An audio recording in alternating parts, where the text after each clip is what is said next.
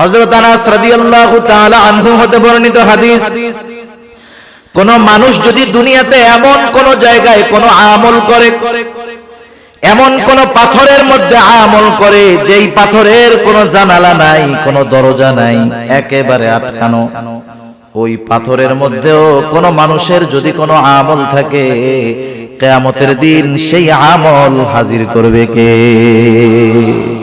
আল্লাহ তাআলা কোরআনুল কারীমের মধ্যে বলেন, ওয়ানাদাউল মাওয়াজিনাল কিসতা লিয়াউমিল কিয়ামাতি ফালা তুযলামু নাফসুন শাইআ ওয়া ইন কানা মিসকালা হাববাতিন মিন খারদালিন আতাইনা বিহা ওয়া কাফা বিনা হাসিবিন। আল্লাহ তাআলা বলেন, আমি কিয়ামতের দিন ইনসাফের বিচারালয় কায়েম করব, ন্যায় বিচারের আদালত কিয়ামতের দিন আমি আল্লাহ কায়েম করব। বাস্তব কথা, তিতা লাগলেও সত্য কথা, দুনিয়ার আদালতগুলোর মধ্যে ইনসাফ নাই, বেইনসাফি ভরা।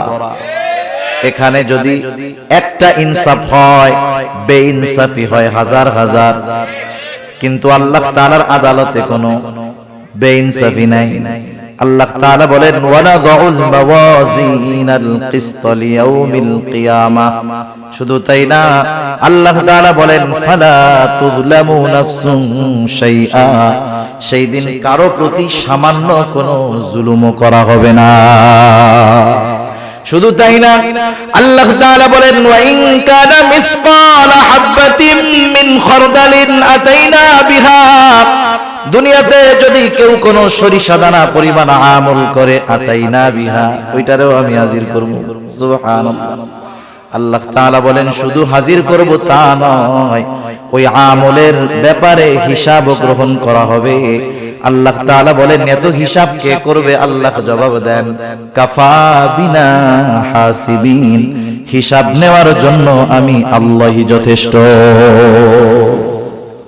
হযরত লোকমান সন্তানদের এই কথা শিক্ষা দিচ্ছে, বাজার তুমি হয়তো আমার সামনে পীর সাহেব হয়ে থাকবা, কিন্তু তুমি যখন রাত্রে বেলা রুমের মধ্যে দরজা আটকাইবা, ওয়াইফাই লাইনটা দিবা, গুনাহ করবা, পাপ করবা, আমার সামনে তো তোমার মতো ভালো ভদ্র আর কেউ নাই। তুমি আমার অগোচরে যায় অপরাধ করবা, গুনাহ করবা, মনে কইরো না যে আল্লাহ তাআলা দেখবে না, আল্লাহ সব দেখবে।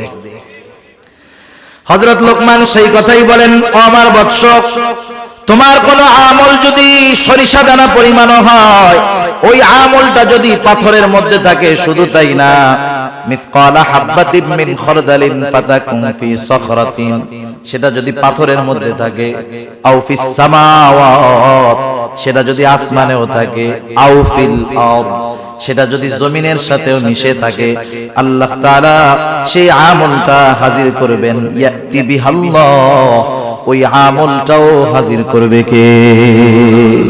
প্রত্যেকটা নবী হিকমতওয়ালা, কোনো সন্দেহ নাই, কিন্তু হযরত লুকমান আলাইহিস সালাম কেন হিকমত গ্রহণ করলেন, নবুয়ত গ্রহণ করলেন না?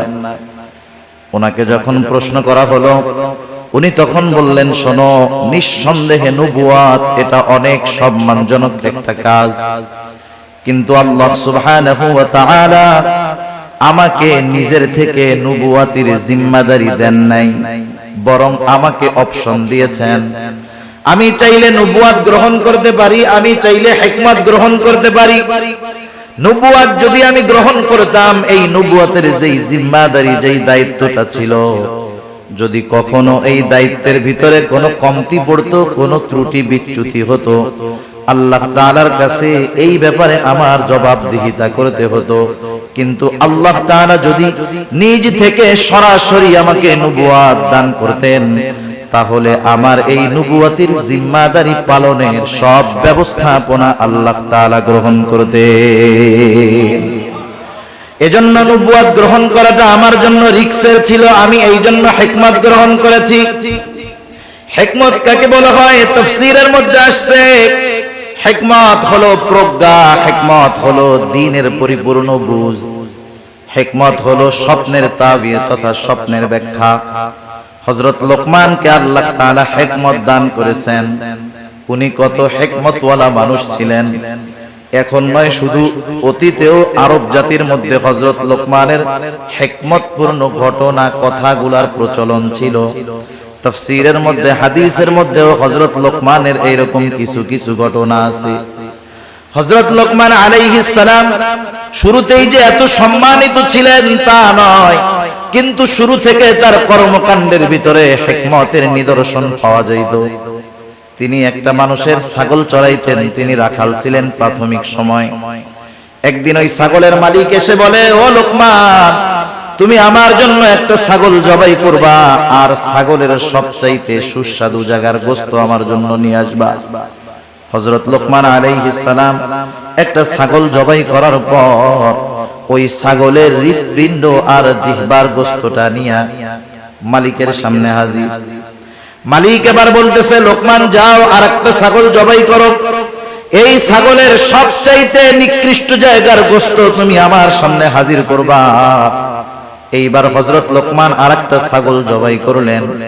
এইবারও তিনি হৃৎপিণ্ড আর জিহ্বার গোশত নিয়ে হাজির হয়ে গেলেন। মালিক জিজ্ঞাসা করতেছে, ও লোকমান, তুমি কি আমার সাথে মজা করতেছো নাকি? তোমাকে সবচাইতে উত্তম জায়গার গোশত আনতে বললাম, তুমি হৃৎপিণ্ড আর জিহ্বার গোশত আনছো। আবার সবচাইতে নিকৃষ্ট জায়গার গোশত আনতে বলেছি, তুমি হৃৎপিণ্ড আর জিহ্বার গোশত নিয়ে হাজির হইলা, কারণ কি? হযরত লোকমান তখন বললেন, মালিক, কারো যদি এই হৃদয় আর জবানটা ভালো হয়ে যায়, তার সব ভালো হয়ে যায়।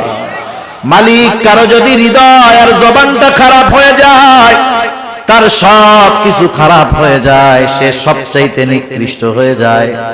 রাসূল আকরাম সাল্লাল্লাহু আলাইহি ওয়াসাল্লাম এই জন্য বলেন, ইন্নাল্লাহা লা ইয়ানজুরু ইলা সুওয়ারিকুম ওয়ালাকিন ইয়ানজুরু ইলা কুলুবিকুম ওয়া আমালিকুম। আল্লাহ তাআলা কারো সূরত দেখেন না, কারো সিরাত দেখেন না। আল্লাহ তাআলা দেখেন না কে কত সুন্দর, বরং আল্লাহ তাআলা দেখেন কার অন্তরটা কেমন। সেজন্য চেহারা, সূরত, সার্টিফিকেট এগুলার কোনো দাম আল্লাহ তাআলার কাছে নাই। যদি হইতো তাহলে আবু জেহেল সম্মানিত ব্যক্তি হইতো, হযরত বেলাল সম্মানিত ব্যক্তি হতে পারতো।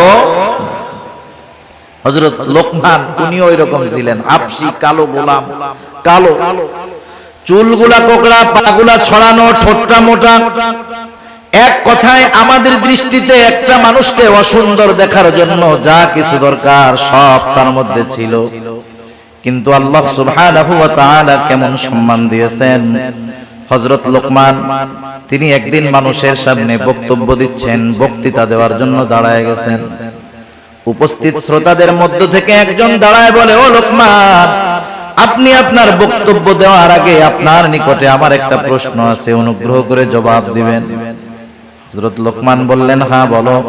লোকটা এবার বলতেছে, আপনি কি সেই লোকমান নাকি যেই লোকমান আমার সাথে বাগানে বাগানে ছাগল চড়ায় বেড়াইতো? আপনি কি সেই লোকমান নাকি? একটু শিক্ষণীয় বিষয় একটু খেয়াল দিয়া শুনবেন।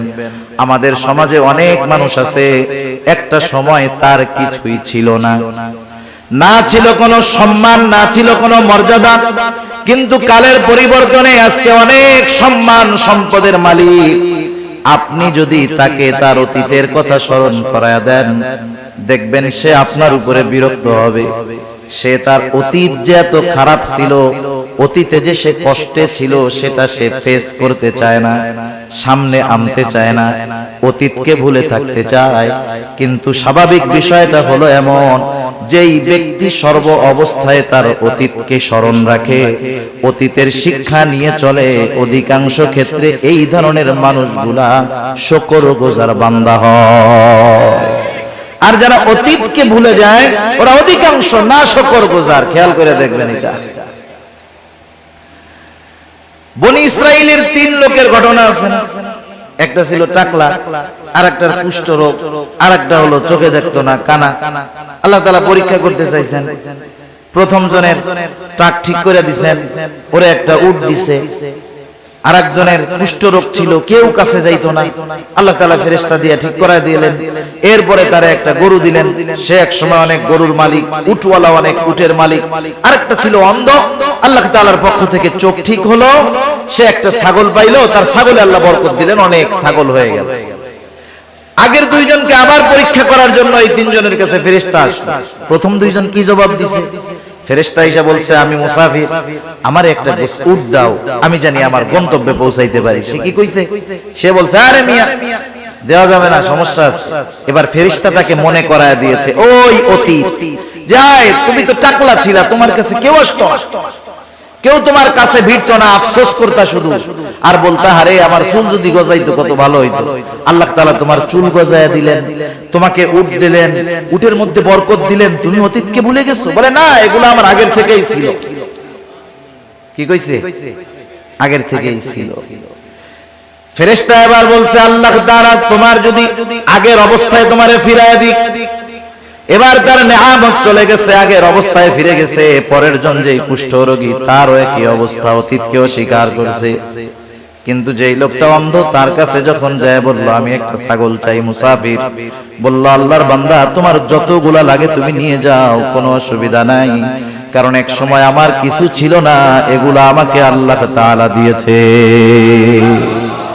সেই জন্য শুকরগুজার বান্দা, অতীতকে যারা স্মরণ রাখে, অধিকাংশ ক্ষেত্রে তারা হয়। আমাদের সমাজে আমাদেরকে যদি আমাদের কারো অতীত এরকম থাকে, আর কেউ যদি লোক সম্মুখে আমার ওই দুর্বল অতীতটাকে স্মরণ করায়া দেয়, আমি তাকে থ্রেট মাইরা, ভারী মাইরা বসায়া দিব। কিন্তু হযরত লোকমান এমনটা করেন নাই। তিনি সহসা জবাব দিয়ে দিয়েছেন, হ্যাঁ তুমি ঠিক বলেছো, আমি সেই লোকমান যে এক সময় বাগানে বাগানে ছাগল চড়াইতো। সম্মান কমে গেছে অতীত স্বীকার করায়। হযরত লোকমানকে এবার ওই লোকটা প্রশ্ন করতেছে, লোকমান, তাহলে এই পর্যায়ে আপনি যে আসলেন, কোন গুণের কারণে আপনি আসলেন, কোন কারণে আল্লাহ তাআলা আপনাকে এত মর্যাদা দিলেন? হযরত লোকমান বললেন, শোনো, সত্যবাদিতা, আমানতদারিতা, অহেতুক কথাবার্তা থেকে আমি বিরত থেকেছি। আমি মনে করি এই সবের কারণে আল্লাহ রাব্বুল আলামিন আমাকে এই সম্মান দিয়েছে। হযরত লোকমানকে প্রশ্ন করেছে, হযরত লোকমান স্বীকার গিয়েছে, কারণ তিনি ছিলেন একজন শুকরগুজার বান্দা।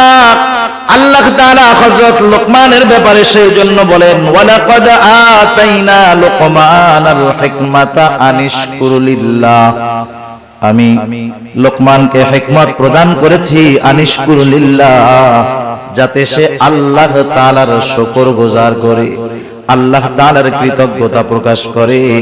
এখান থেকে এক নম্বর শিক্ষণীয় আমাদের জন্য হলো, আমরা যখন কোনো নেয়ামত প্রাপ্ত হব, যখন কোনো নেয়ামত পাবো, আমরা শুকর আদায় করব কার? আল্লাহ তাআলার শুকরিয়া আদায়। বলেন তো, আমরা যদি শুকরিয়া আদায় না করি, আল্লাহ তাআলার কৃতজ্ঞতা প্রকাশ যদি আমরা না করি, আল্লাহ তাআলার সম্মান কমে যাবে? কমবে না। আল্লাহ তাআলার যদি শুকর আদায় আমরা না করি, আল্লাহ তাআলার সম্মান কমবে না।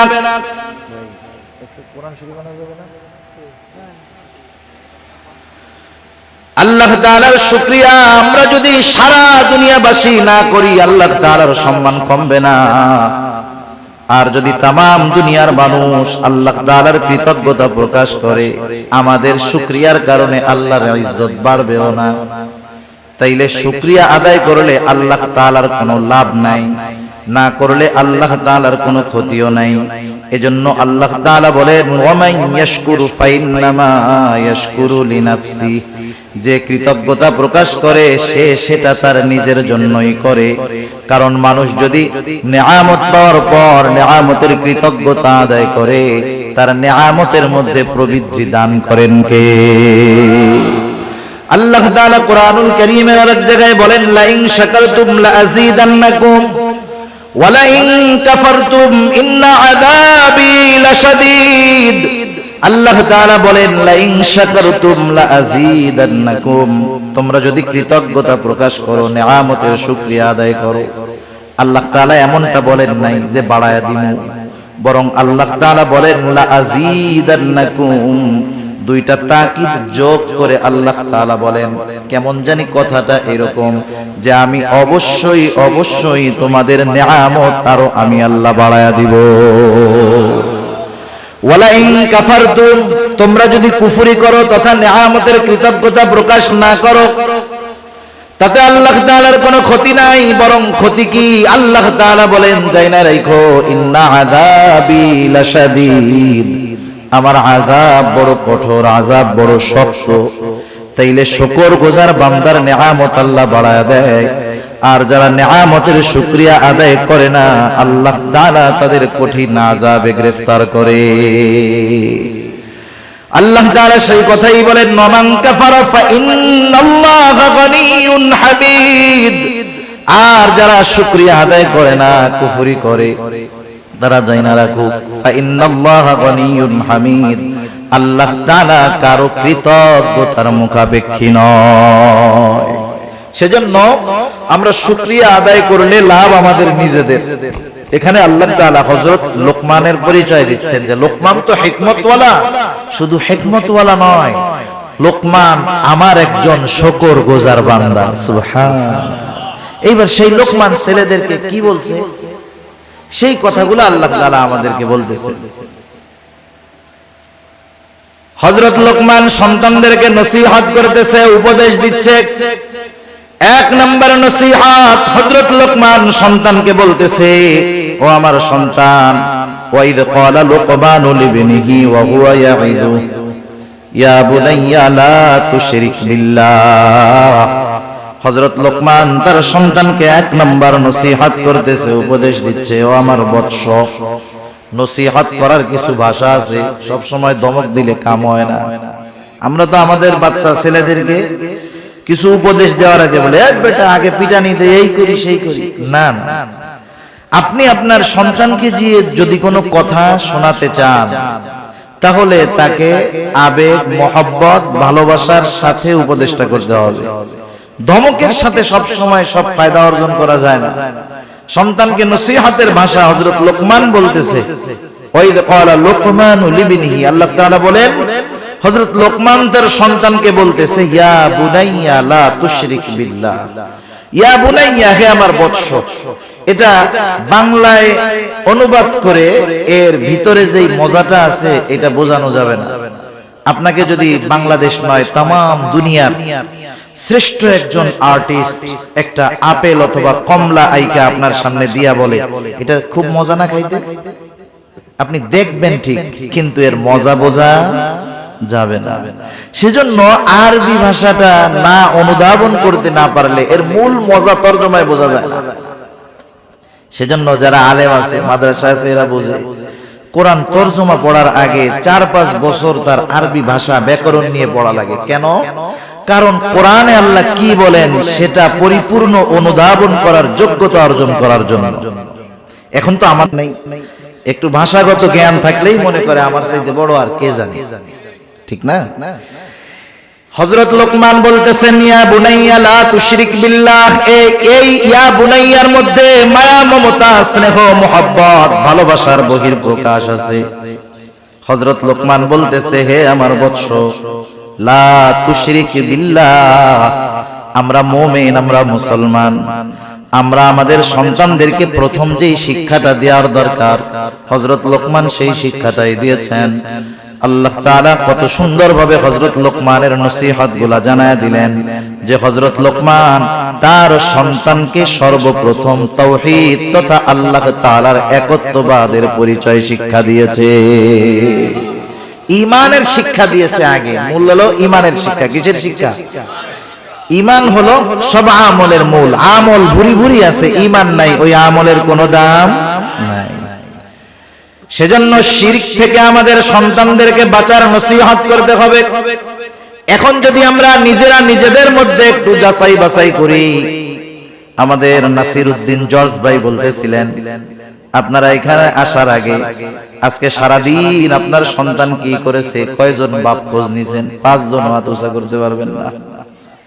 এবার আমি যদি আপনাদের প্রশ্ন করি, এমন কোন বাবা আছেন একটু বলেন, আমি আমার সন্তানটাকে একদিন সুন্দর মতো আমার পাশে বসাইয়া গায়ে হাত বুলাইয়া এরকম বলেছি, ও আমার কলিজার টুকরা সন্তান, আল্লাহ তাআলার সাথে শিরিক কইরো না? আসেননি দুই একজন বাপ এরকম? আমার পোলা এখনো বড় হয় নাই, এই ওয়াজ করার টাইম ওরে হয় না, এই জন্য আমি করি নাই। মানে আপনারা আবার কইতে পারেন যে হুজুর ওয়াজ করতেছেন, আপনি কি এই আমল করছেন নাকি? মানে আমার ছেলেও তো বড় হয় নাই। তাহলে দেখেন এই জায়গায় যে কয়জন আছেন, একজন সাহস করে হাত উঁচা করতে পারেন না, আফসোসের ব্যাপার। একটু চিন্তা করেন না কি হবে অবস্থা, কবরে যাওয়ার পরে ওই পোলা কি দিবে? দেওয়ার আছে কিছু? বরং ওই পোলা আপনি আমল করতেছেন, ওই ছেলে জাহান্নামে যাওয়ার কারণ হইতে পারে। হযরত লোকমান সন্তানকে বলতেছে, ইয়া বুনাইয়া লা তুশরিক বিল্লাহ, হে আমার বৎস, তুমি আল্লাহ তাআলার সাথে শিরক কইরো না। কেন শিরক করবা না? ইন্নাশ শিরকা লাযুলমুন আযীম, শিরক হলো মহা অন্যায়, মহা জুলম।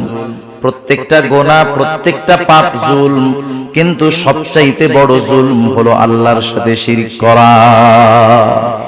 এজন্য আল্লাহ তাআলা কোরআনুল কারীমের মধ্যে বলেন, ইন্নাল্লাহা লা ইয়াগফিরু আন ইউশরাকা বিহি ওয়া ইয়াগফিরু মা দুনা যালিকা লিমান ইয়াশা ওয়া মান ইউশরিক বিল্লাহি ফাকাদ ইফতারা ইসমান আযীমা। আল্লাহ তাআলা জানা দিয়েছেন, ইন্নাল্লাহা লা ইয়াগফিরু আন ইউশরাকা বিহি, নিশ্চয় আল্লাহ তাআলা তার সাথে যে শিরক করে তাকে আল্লাহ তাআলা ক্ষমা করবে না। আল্লাহ তাআলা বলেন, ওয়া ইয়াগফিরু মা দুনা যালিকা লিমান ইয়াশা, শিরক ছাড়া যদি কেউ কোনো অন্যায় করে আল্লাহ তাআলা যাকে চান তাকে তিনি ক্ষমা করে দিবেন। কিন্তু যে শিরক করলো সে কি অপরাধ করলো? আল্লাহ তাআলা বলেন, ওয়া মান ইউশরিক বিল্লাহি ফাকাদ ইফতারা ইসমান আযীমা, যে আল্লাহ তাআলার সাথে শিরক করলো, ফাকাদ ইফতারা ইসমান আযীমা, সে এক মহা পাপের সূচনা করলো। এজন্য এই পৃথিবীতে যার দ্বারা শিরক শুরু হয়েছে, কিয়ামত পর্যন্ত যত শিরক হবে সব শিরকের সমপরিমাণ গুনাহ তার আমলনামায় যোগ হবে। যেমন আদম আলাইহিস সালামের এক সন্তান যে হত্যা করছে, হত্যাকারী যেটা, কিয়ামত পর্যন্ত পৃথিবীতে যত অন্যায়ভাবে হত্যা সংঘটিত হবে সব হত্যার গুনাহ তার আমলনামায় যোগ হয়ে যাবে। নাউযুবিল্লাহ। সেজন্য আল্লাহ আমাদেরকে শিরক থেকে বাঁচার তৌফিক দান করুন। আল্লাহ তাআলা আমাদেরকে সকল প্রকার শিরক থেকে বেঁচে থাকার তৌফিক দান করুক, সবাই বলি আমিন। সেজন্য আমাদের দ্বারা জানি নতুন কোন শিরকের আবির্ভাব না ঘটে। এই যে অনেক সময় নতুন নতুন মাজার গজায়, শুনছেন না আপনারা? রাত্রের মধ্যে মাজার উঠে যায় একবার, কয়দিন পরে ওই জায়গায় সেজদা দেওয়া, এই সব অপরাধ শুরু হয়। যাদের মাধ্যমে এগুলো শুরু হলো, যতদিন ওইখানে ওই অপকর্ম চলবে তাদের আমলনামায় ওই গুনাহ যোগ হতে থাকবে। আল্লাহ তাআলা এরপর আরেক জায়গায় বলেন, ইন্নাল্লাহা লা ইয়াগফিরু আন ইউশরাকা বিহি ওয়া ইয়াগফিরু মা দুনা যালিকা লিমান ইয়াশা ওয়া মান ইউশরিক বিল্লাহি ফাকাদ যাল্লা যালালান বাঈদা। আল্লাহ তাআলা জানায় দেন, শিরক ছাড়া তিনি সব গুনাহ ক্ষমা করে দিবেন। শুধু তাই না, যারা শিরকের সাথে জড়িত হয়ে যায় তারা বহুত বড় পথভ্রষ্ট হয়ে যায়, তারা সিরাতে মুস্তাকিমের পথ থেকে বিচ্যুত হয়ে জাহান্নামের পথের পথিক তারা হয়ে যায়।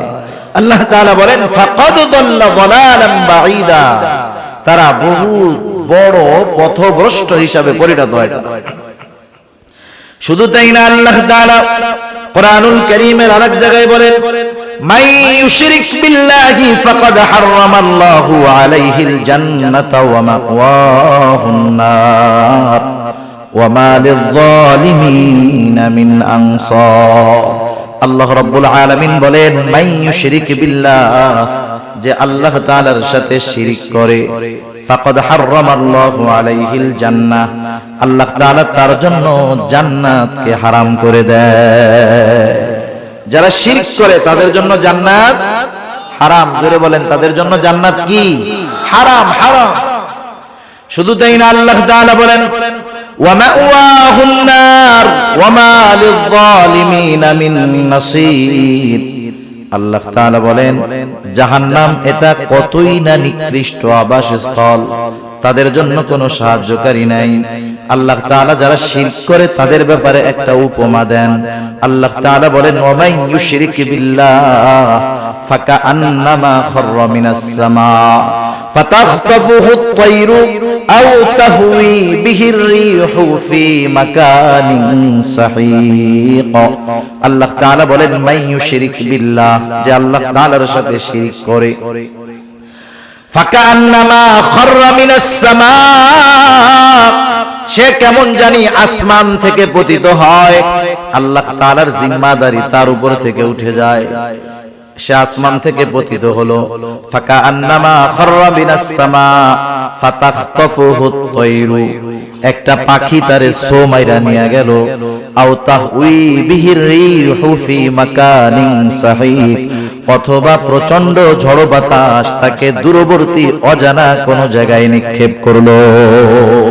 তার মানে যেই ব্যক্তি শিরক করে সে তার আমল সপ্তবাদ হয়, জাহান্নামের ঠিকানা তার হয়, জান্নাত হারাম হয়।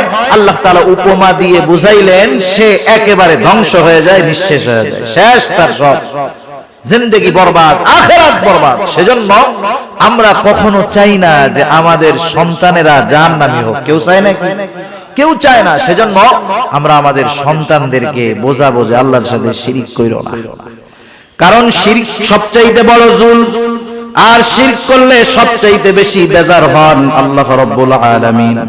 এটা হযরত লোকমানের প্রথম নসিহত। এরপরে আল্লাহ সুবহানাহু ওয়া তাআলা এই নসিহতের পরে নিজে কিছু নসিহত করেছেন, সময় সুযোগ হইলে ওইটা আমরা শেষে বলবো। আজকে শুধু হযরত লোকমানের নসিহতগুলো আমরা শুনি, একটু খেয়াল রাখবো, মুখস্থ করার চেষ্টা করব। এক নাম্বার নসিহত, হযরত লোকমান তার সন্তানকে কার সাথে শিরক করতে মানা করছে। দুই নাম্বার, এবার সন্তানকে উদ্দেশ্য করে হযরত লোকমান বলতেছে ইয়া বুনাইয়া ইন্নাহা ইন তাকু মিসকালা হাববাতিন মিন খারদালিন ফাতাকুন ফি সাখরাতিন আও ফিস সামাওয়াতি আও ফিল আরদি ইয়াতি বিহাল্লাহ। আল্লাহর সাথে শিরক করবা না, পাপ করবা না, শিরক করবা না। শুধু তাই না, এবার আল্লাহ তাআলা কতটা সূক্ষ্মদর্শী, তার মানে আল্লাহ তাআলা আমাদেরকে কতটা দৃষ্টির ভিতরে রাখেন। হযরত লোকমান সন্তানকে সেটা বুঝাইতেছেন। প্রত্যেকটা বাচ্চা যদি ছোট থেকে তার মা বাবা বাচ্চাকে যদি শিক্ষা দেয় আল্লাহ তাআলার ব্যাপারে, ওই বাচ্চার মগজে ওই বিশ্বাসটা ঢুকে যায়, সে সব সময় ওই বিশ্বাসের উপরে অটল থাকে। হযরত লোকমান সন্তানকে এবার কি বলতেছে, ইয়া বুনাইয়া ইন্নাহা ইন তাকু মিসকালা হাববাতিন মিন খারদাল। একটু খেয়াল দিয়ে শুনেন, বলতেছে হে আমার বৎস, ইন্নাহা সেই জিনিসটা, ইন্নাহা সেই জিনিসটা, কোন জিনিসটা? মুফাসসিরিনে কেরাম দুইটা মত পাওয়া যায়। এক নাম্বার হলো এই ওই জিনিসটার দ্বারা উদ্দেশ্য হলো কোন পাপ। কোন কোন মুফাসসির বলেন পাপ না, সেটা যে কোনো আমল, ভালো আমল হতে পারে, মন্দ আমল হতে পারে।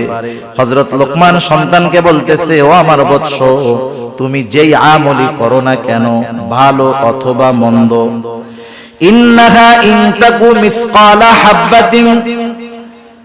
আল্লাহ তাআলা হযরত লোকমানের নসিহতটা কত সুন্দরভাবে দেখেন আমাদের খেদমতে পেশ করে বলেন। হযরত লোকমান সন্তানকে বলতেছে তুমি যেই আমলটা করো সেই আমলটা যদি সরিষা দানা পরিমাণও হয়, ইন্নাহা ইন তাকু মিসকালা হাববাতিন মিন খারদালিন ফাতাকুন ফি সাখরাতিন আও ফিস সামাওয়াতি আও ফিল আরদি ইয়াতি বিহাল্লাহ। তুমি যেই আমলটা করো, ভালো হোক আর মন্দ হোক, ওই আমলটা যদি সরিষা দানা পরিমাণ হয়, কি দানা পরিমাণ বলেন? ওই আমলটা যদি সরিষা দানা পরিমাণ হয়, আর ওই আমলটা যদি পাথরের মধ্যে থাকে, কোন জায়গায় থাকে? হযরত আনাস রাদিয়াল্লাহু তাআলা আনহু হতে বর্ণিত হাদিস, কোন মানুষ যদি দুনিয়াতে এমন কোন জায়গায় কোন আমল করে, এমন কোন পাথরের মধ্যে আমল করে যেই পাথরের কোন জানালা নাই, কোন দরজা নাই, একেবারে আটকানো, ওই পাথরের মধ্যেও কোন মানুষের যদি কোনো আমল থাকে, কিয়ামতের দিন সেই আমল হাজির করবে কে? আল্লাহ তাআলা কোরআনুল কারীমের মধ্যে বলেন, ওয়ানাদাউল মাওয়াজিনাল কিসতা লিয়াউমিল কিয়ামাতি ফালা তুযলামু নাফসুন শাইআ ওয়া ইন কানা মিসকালা হাববাতিন মিন খারদালিন আতাইনা বিহা ওয়া কাফা বিনা হাসিবিন। আল্লাহ তাআলা বলেন, আমি কিয়ামতের দিন ইনসাফের বিচারালয় কায়েম করব, ন্যায় বিচারের আদালত কিয়ামতের দিন আমি আল্লাহ কায়েম করব। বাস্তব কথা, তিতা লাগলেও সত্য কথা, দুনিয়ার আদালতগুলোর মধ্যে ইনসাফ নাই, বেইনসাফি ভরা।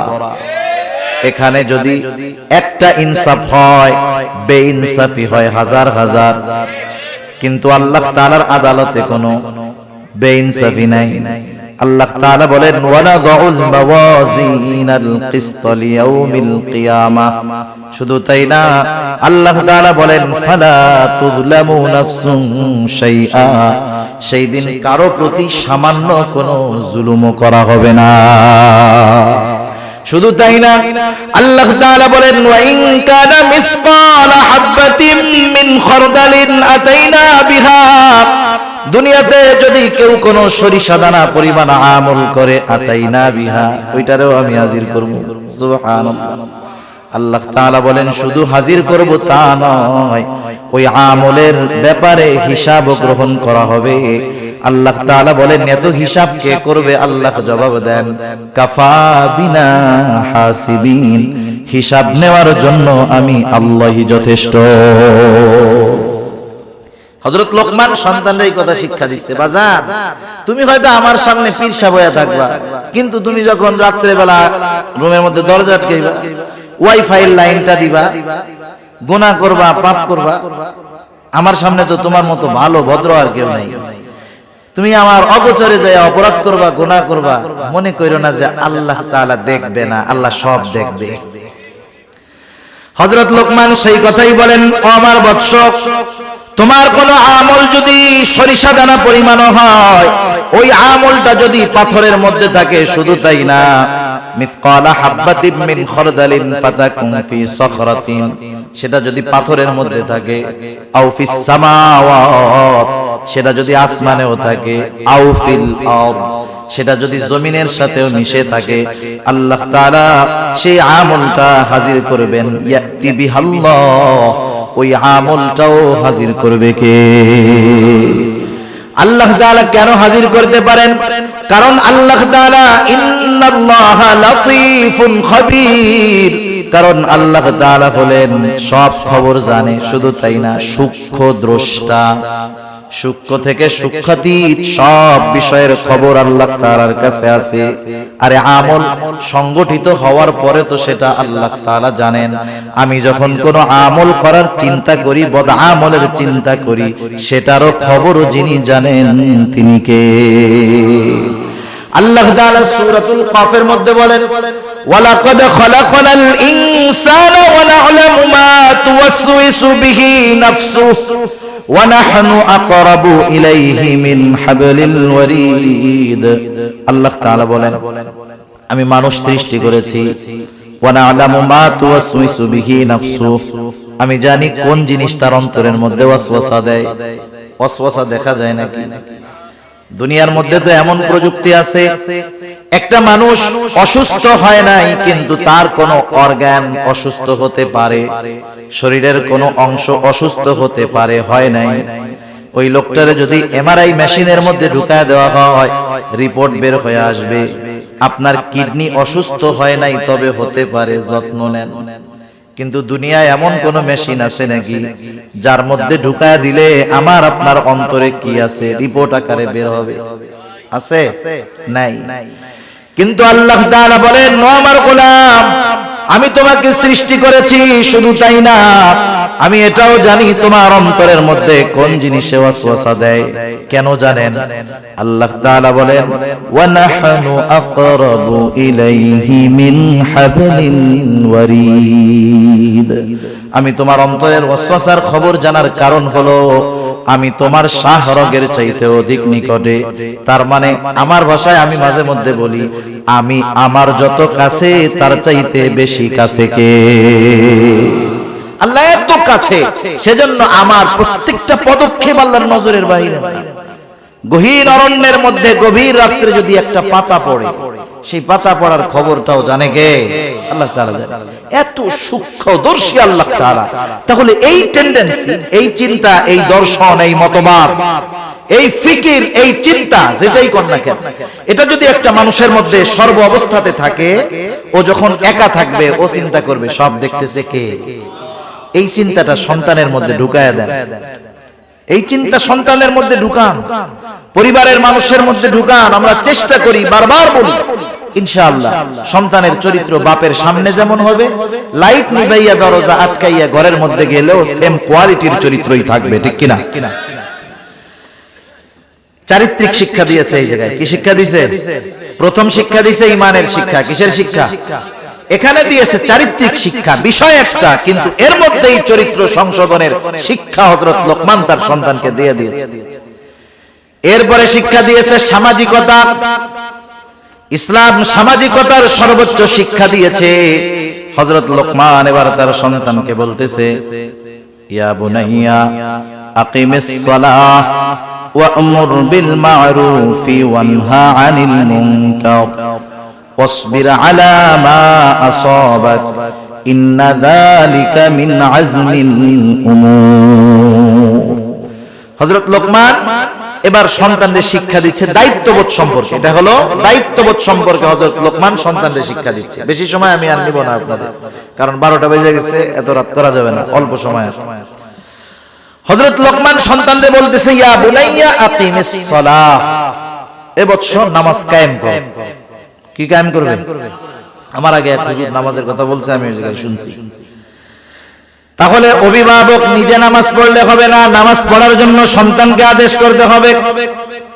হাদিসের মধ্যে আসছে মুরু আওলাদাকুম, আবু দাউদের হাদিস, তোমরা তোমাদের সন্তানদেরকে আদেশ করো যখন তার বয়স 7 হবে নামাজের জন্য আদেশ করবা, 10 বছর বয়স হবে নামাজ না পড়লে প্রহার করবা, আর বিছানাটা আলাদা বানায়া দিবা। আমাদের সমাজে আছে এখন 7, 8, 9, 10 বছর হয়ে গেছে, একসাথে ভাই বোন ঘুমায়, একসাথে মা ছেলে ঘুমায়। এটা ইসলাম সাপোর্ট করে না। কেন করে না? আপনাদের এলাকায় আলহামদুলিল্লাহ অনেক আলেম আছে, ওনাদের কাছ থেকে একটু জেনে নিবেন। কথা বুঝতে পারছেন? সেজন্য বাচ্চারা বড় হইলে বিছানা আলাদা করে দিতে হবে। 7 বছর হলে নামাজের আদেশ, 10 বছর হলে নামাজ না পড়লে প্রহার করতে হবে। আর আল্লাহ তাআলা বলেন ওয়া'মুর আহলাকা বিস-সালাতি ওয়াসতাবির আলাইহা লা নাসআলুকা রিজকা নাহনু নারযুকুকা ওয়াল আকিবাতু লিত-তাকওয়া। আল্লাহ তাআলা বলেন ওয়া'মুর আহলাকা বিস-সালাহ, তুমি একা নামাজ পড়লে হবে না, তুমি তোমার পরিবার আহাল যারা আছে তাদেরকেও নামাজের জন্য আদেশ দাও। কারণ কিয়ামতের দিন সর্বপ্রথম নামাজের হিসাব হবে। কিয়ামতের দিন প্রথম হিসাব কিসের হবে? নামাজের। এজন্য সন্তানদের নামাজি বানাইতে হবে। যে নামাজি সে সঠিক পথের উপরে থাকার চেষ্টা করে। এরপর হযরত লোকমান তার সন্তানকে বলতেছে ওয়া'মুর বিল মা'রুফি ওয়ানহা আনিল মুনকার, ভালো কাজের আদেশ করো, অসৎ কাজের নিষেধ করো। সন্তানকে হযরত লোকমান বলতেছে আমরা হলাম শ্রেষ্ঠ উম্মত। কি উম্মত? একটু জোরে বল, আরো জোরে বলেন কি উম্মত? আজকে 12ই রবিউল আউয়াল। অনেকে কইতে পারে হুজুর কেন আজকে অন্য ওয়াজ করতেছে, এটা কেন করলো না? আগেও শুনলাম কয়েকজন কিছু একটা বলছে, এই জন্য বললাম না। আবার ওই যে বললাম আপনাদের জর্জ ভাই কথা বললো, আমি চিন্তা করলাম এই বিষয়টাই বলি। তা যাই হোক, ভালো কাজের আদেশ, অসৎ কাজের নিষেধ। আর আমরা কি উম্মত? শ্রেষ্ঠ উম্মত। এটা কি চাপার জোরে হওয়া যাবে? শ্রেষ্ঠ উম্মত হতে হবে আল্লাহ তাআলার ফর্মুলা অনুযায়ী। আল্লাহ তাআলা কোরআনুল কারীমের মধ্যে বলেন কুনতুম খায়রা উম্মাতিন উখরিজাত লিন-নাস তা'মুরুনা বিল মা'রুফ ওয়া তানহাউনা আনিল মুনকার ওয়া তু'মিনুনা বিল্লাহ। শ্রেষ্ঠ উম্মত যদি হতে হয় তিনটা জিনিস মাস্ট বি লাগবে। আল্লাহ তাআলা বলেন তোমরা হইলা শ্রেষ্ঠ উম্মত, মানুষের কল্যাণের জন্য তোমাদেরকে বের করা হয়েছে। এখন কোন কাজ করলে তোমরা শ্রেষ্ঠ উম্মত হবা? মনে রাখবেন একজন বেধর্মী সেও কিন্তু নবীর উম্মত। তাইলে শ্রেষ্ঠ উম্মত হওয়ার জন্য তিনটা কাজ। এক নাম্বার কাজ তা'মুরুনা বিল মারুফ, ভালো কাজের আদেশ করবা। দুই নাম্বার তানহাউনা আনিল মুনকার, মন্দ কাজে বাধা প্রদান করবা। ওয়া তু'মিনুনা বিল্লাহ, আর আল্লাহ তাআলার প্রতি ঈমান আনবা। ঈমানের সাথে ভালো কাজের আদেশ, অসৎ কাজের নিষেধ, এরা হলো শ্রেষ্ঠ উম্মত। এখন যেই জামানা চলতেছে হুজুর, ভালো কাজের আদেশ করলেও জান যায়, মন্দ কাজের থেকে বাধা দিলেও জান শেষ। কি করব? এই কর্মের উপরে ঈমানের স্তর বিন্যাস রয়েছে। রাসূল আকরাম সাল্লাল্লাহু আলাইহি ওয়াসাল্লাম বলেন, মান রাআ মিনকুম মুনকারান ফালইয়ুগাইয়িরহু বিয়াদিহি ফাইন লাম তাসতাতি' ফাবিলিসানিহি ফাইন লাম তাসতাতি' ফাবিকলবিহি ওয়া যালিকা আযআফুল ঈমান। নবীজি সাল্লাল্লাহু আলাইহি ওয়াসাল্লাম বলেন, তোমাদের মধ্যে কেউ যখন কোনো মন্দ কাজ দেখবে, অন্যায় কাজ দেখবে, ফালইয়ুগাইয়িরহু বিয়াদিহি, সে কাজটা শুধু থামায়া দিবে তা নয়, ফালইয়ুগাইয়িরহু বিয়াদিহি, কাজটাকে সে পরিবর্তন করে দিবে। তার মানে হচ্ছে গুনার কাজ, ওইটা থামাবে তো থামাবে, সাথে সাথে ওই দিকে একটা ভালো কাজ চালু করে দিবে। বোঝা গেছে? এইরকম পাওয়ার যার আছে, ঈমানের দাবি হলো তার যদি সক্ষমতা থাকে সে এই মন্দ কাজ থামায়া ওই দিকে একটা ভালো কাজ চালু করে দিবে। এখন এই ক্ষমতা আমাদের নাই। যদি মন্দ কাজে বাধা দিতে যাই, জান শেষ। নবীজি বলেন, ফাইন লাম তাসতাতি' ফাবিলিসানিহি, সে যদি ওই মন্দ কাজকে বাধা দিয়া পরিবর্তন করতে অক্ষম হয়, সে জবানের দ্বারা বাধা প্রদান করবে, নিষেধ করবে।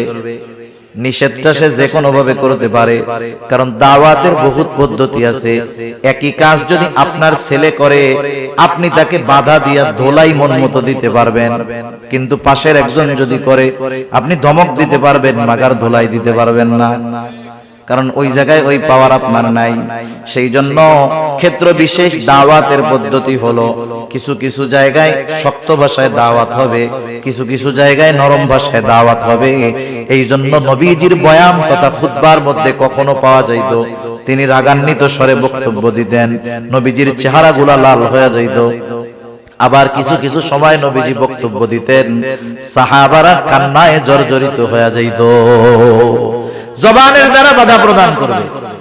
ধমক দিয়া বড় মানুষ যদি করে, তারা তো ধমক দেওয়া যাবে, তারা তো বুঝাইতে হবে, চাচা কামটা ভালো না, কয়দিন পরে মইরা যাবেন, দাড়ি পাইকা গেছে, চামড়া ঝুলে গেছে, আজরাইল চারপাশ দিয়ে ঘুরতেছে, বাদ দেন না, এই যে কাজ হয়ে গেল না। আর ছোট মানুষটা যদি আপনি অপরাধ করার পরে পায়ে ধরে কন, বাদর পায়ে ধরে তুই করিস না, কাজ হবে না। যেখানে যেরকম ভাবে বাধা দেওয়া সেই জায়গায় সেরকম ভাবে দিতে হবে। এখন আপনি আমি যদি মুখ দিয়ে বা জবান দিয়ে বাধা প্রদান করতে চাই, তাও বিপদ আছে। নবীজি সাল্লাল্লাহু আলাইহি ওয়াসাল্লাম বলেন, ফাইন লাম তাসতাতি' ফাবিকলবিহি ওয়া যালিকা আযআফুল ঈমান। কেউ যদি জবানের দ্বারা বাধা প্রদান করতে অক্ষম হয়, সে অন্তরের দ্বারা বিষয়টাকে ঘৃণা করবে। কোন জায়গায় যদি কোনো অপরাধ সংগঠিত হয়, কথার কথা আপনাদের এলাকায় একটা অপরাধ হচ্ছে, আর এক লোক উমরা হজ পালন করতে গেছে সৌদি আরব, একবারে হারামের মধ্যে আছে, তাওয়াফরত অবস্থায় আছে, বাইতুল্লাহর সামনে আছে। একজন ফোন দিছে, ভাই এলাকায় তো এই কাম হইছে, এটা করছে, সাইজ করে দিব নাকি? উনি ওই জায়গা থেকে বুঝা সাইজ করে দেয়, আমার কিছু কওয়া লাগে না।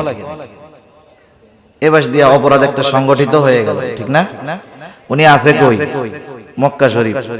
উনি যদিও এই অপরাধ যেখানে হচ্ছে সেখানে নাই, কিন্তু এটাকে সমর্থন দেওয়ার কারণে উনি ওই অপরাধীদের শামিল। আরেকজন দুর্বল মানুষ, এক জায়গায় অপরাধ সংগঠিত হচ্ছে, ওই অপরাধ যেখানে হচ্ছে সেই জায়গায় সে আছে।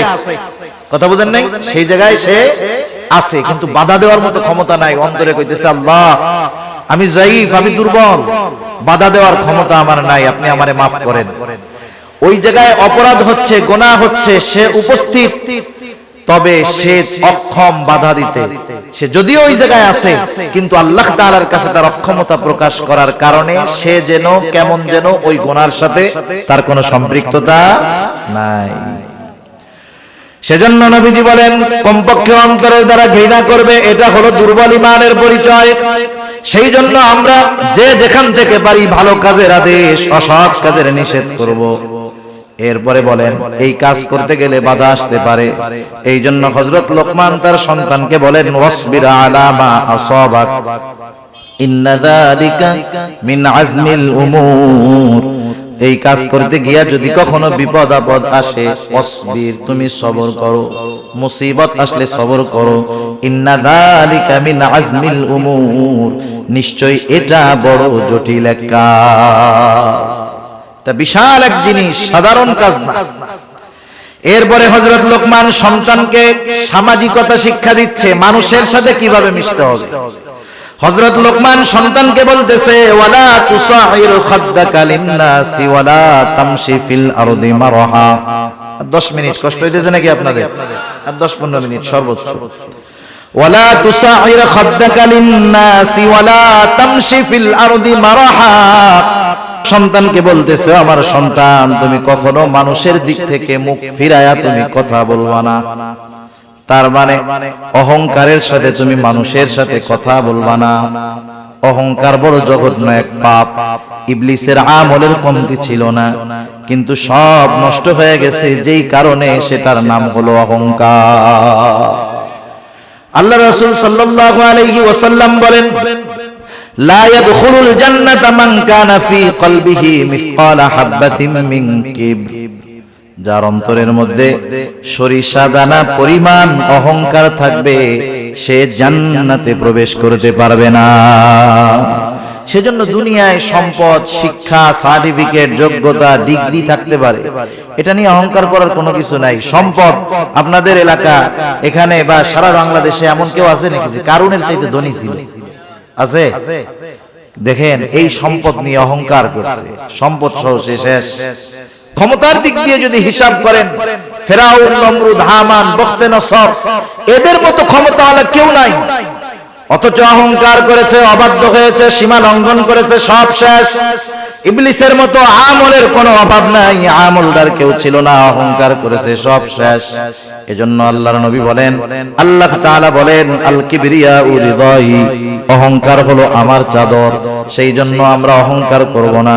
অহংকারের দ্বারা ক্ষতি হলো, জান্নাতের মধ্যে প্রবেশ করা যাবে না। অহংকার থেকে বাঁচতে হবে। হযরত লোকমান সন্তানদেরকে সেই কথা শিক্ষা দিলেন যে, সন্তান, মানুষের সাথে মুখ ফিরায়া তথা অহংকারের সাথে তুমি কখনো কথা বলবা না। ওয়ালা তামশি ফিল আরদি মারহা, জমিনের উপরে কখনো